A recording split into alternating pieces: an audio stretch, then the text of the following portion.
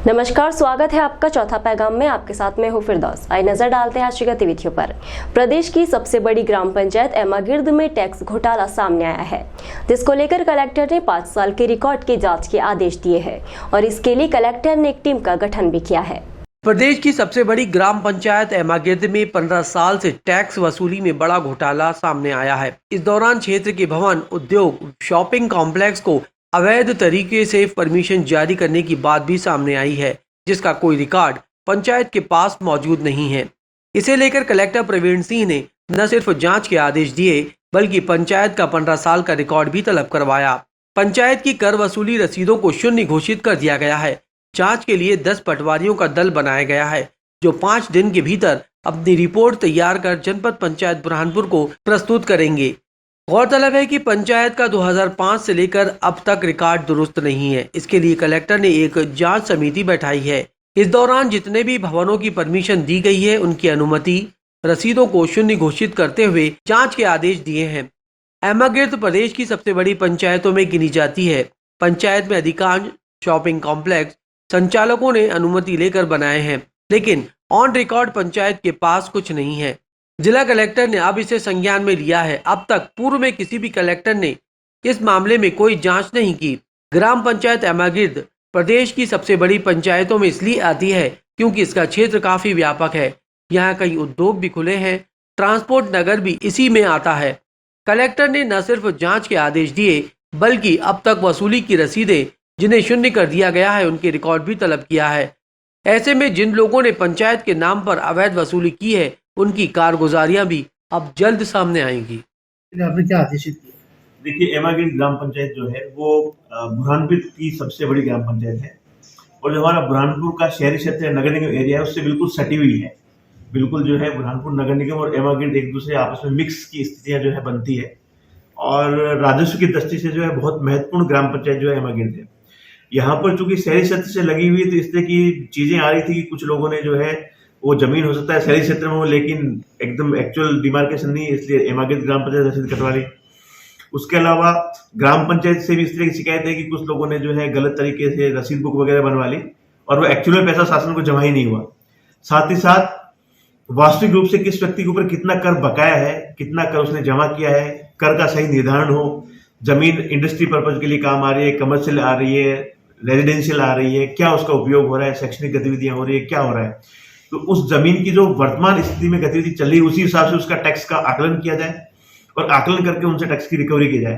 तो शासन को लगातार हो रहे ये जो राजस्व का घाटा था, उसी को देखते हुए मैंने इसको संज्ञान में लिया है और एक दल बनाया है, जिसमें पटवारी, ग्राम पंचायत का सचिव, सहायक सचिव और उनकी मॉनिटरिंग के लिए कुछ वरिष्ठ अधिकारी भी लगाए हैं।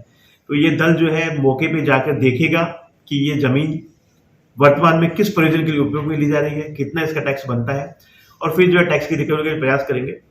और जहां तक ये जो फर्जी रसीद कट्टे वाली बात है, इस तरह की चीजें संज्ञान में आने पर जिन भी लोगों ने ये काम किया हुआ उनके खिलाफ जो है कड़ी से कड़ी कार्रवाई जिला प्रशासन करेगा, एफआईआर भी कराएगा और उसमें इनसे पिछले जो लोग हैं जिन्होंने किया है वो सब भी इसमें जो है जांच के दायरे में आएंगे। बुरहानपुर जिला अस्पताल की सुरक्षा व्यवस्था पर सवाल उठ रहे हैं। 2 दिन से लगातार जिला अस्पताल में ऐसी घटनाएं घट रही है जिसमें सुरक्षा सवालों के घेरे में है। वहीं कलेक्टर ने सुरक्षा बढ़ाने की बात कही है। जिला अस्पताल में देर रात एक महिला के साथ छेड़छाड़ का मामला सामने आया है। पीड़ित महिला ने मंगलवार को बेटी को जिला अस्पताल में इलाज के लिए भर्ती कराया था। रात्रि करीब 2:30 बजे अज्ञात व्यक्ति मुंह पर कपड़ा बांधकर हाथ में बोतल और इंजेक्शन लेकर वार्ड में घुसा और महिला के साथ छेड़छाड़ का प्रयास किया। जब उसने पूछा कि यहाँ क्यों आए हो, तो उसने कहा शौचालय चेक करने आया हूँ और उसने महिला को एक चांटा भी मारा। शक होने पर महिला ने अपने पति को जगाया और आसपास के मरीजों को भी जगाया, जिसके बाद वो भाग निकला। गौरतलब है कि एक दिन पहले भी मंगलवार को जिला अस्पताल में एक महिला की डेड बॉडी से जेवर चोरी होने का मामला सामने आया था। परिजनों ने इसकी शिकायत पुलिस और प्रबंधन से की थी, जिसके बाद जिला कलेक्टर ने कहा कि सुरक्षा बढ़ाई जाएगी। मामले में कलेक्टर प्रवीण सिंह ने कहा कि यह गंभीर विषय है। जिला अस्पताल में परेशान व्यक्ति ही आता है। पुलिस की पेट्रोलिंग बढ़ाने का प्रयास करेंगे। स्टाफ को लेकर एसपी से बात करूंगा। सिक्योरिटी स्टाफ रात में कहाँ रहता है वो भी चेक करेंगे। सीसीटीवी एरिया भी पूरी तरह से कवर करवाया जाएगा।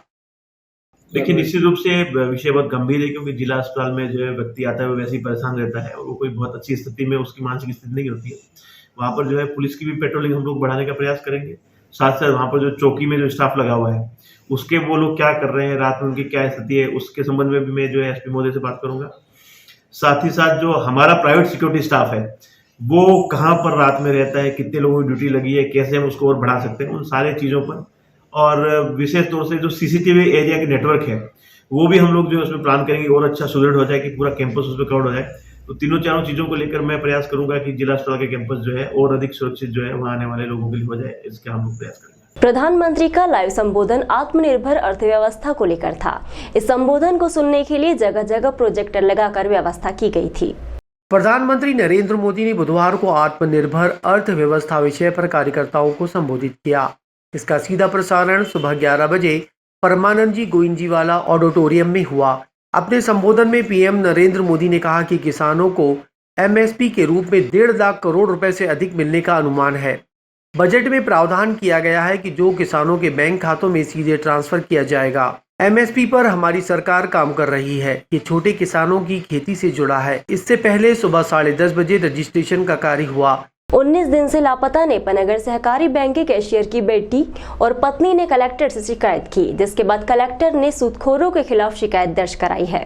नेपानगर क्षेत्र में 16 दिनों से घर का मुखिया लापता होने के चलते मां और बेटी एसपी कार्यालय में गुहार लगाने पहुंची। बेटी ने आरोप लगाते हुए कहा कि जिले के नेपानगर क्षेत्र में रहने वाले एक व्यक्ति से मेरे पिता ने 2 लाख रुपए ब्याज पर लिए। ब्याज सहित राशि लौटाने के बावजूद भी सूदखोर द्वारा परिवार को डराया धमकाया जा रहा है और ब्याज की राशि के लिए परेशान किया जा रहा है, जिसके कारण उसके पिता 14 जनवरी से लापता है, जिसको लेकर शिकायत करने के लिए आज मां और बेटी एसपी कार्यालय पहुंचे। उन्होंने कहा कि नेपानगर थाने में शिकायत की, लेकिन कोई सुनवाई नहीं होने के बाद वे एसपी कार्यालय पहुंचे हैं और समस्या से पुलिस अधीक्षक राहुल कुमार को अवगत कराया है। वहीं पुलिस अधीक्षक ने सूदखोर पर कार्रवाई करने का आश्वासन दिया। एक बालिका अपनी मां के साथ में आई थी, जिसका ये कहना था कि उसके पिताजी जो है उन्होंने किसी से पैसा लिया था और उसमें पैसा देने के बावजूद भी वो काफ़ी ब्याज मांग रहा है, जिससे वो परेशान होकर वो कहीं चले गए। उस मामले में इन्वेस्टिगेशन करके सूदखोरी का मुकदमा कायम करने के लिए आज ही बताया भी गया है। और साथ ही साथ में ये भी जानकारी में आया हुआ है कि उस सूदखोरी का पैसा, मतलब जो पैसा उसने लिया था, उसका पैसा चुकाने के लिए जहाँ पे वो कैशियर था वहीं से उसने 1.5 से 2 लाख रुपए जो है वो चुरा कर और साहूकार को दिए थे, जिसकी वजह से जो लोगों का पैसा उसने लिया था वो लोग भी उसके पीछे लग गए थे।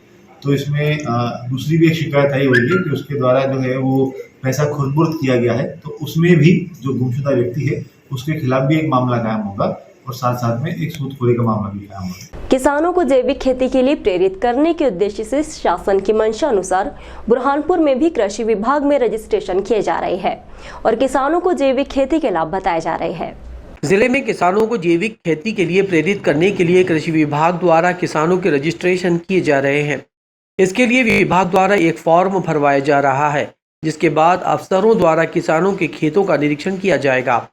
कृषि विभाग के मुताबिक अधिकांश लोग पहले से ही जैविक खेती कर रहे हैं। अब अन्य किसानों से भी फॉर्म भरवाए जा रहे हैं। कंपनी किसानों के खेतों का निरीक्षण करेगी। 3 साल में किसानों को फसल बगीचे की परमिशन जारी की जाएगी। 3 परमिशन अलग अलग स्तर की जारी होगी। बुधवार को 10 से अधिक किसान फॉर्म जमा कराने कार्यालय पहुंचे। कृषि विभाग आत्मा योजना के तकनीकी प्रबंधन विभाग के सहायक संचालक जितेंद्र पटेल ने बताया कि जैविक खेती फायदे का सौदा है। जिले में काफी किसान इसके प्रति जागरूक हुए हैं, इसलिए अन्य किसानों को भी प्रेरित किया जा रहा है।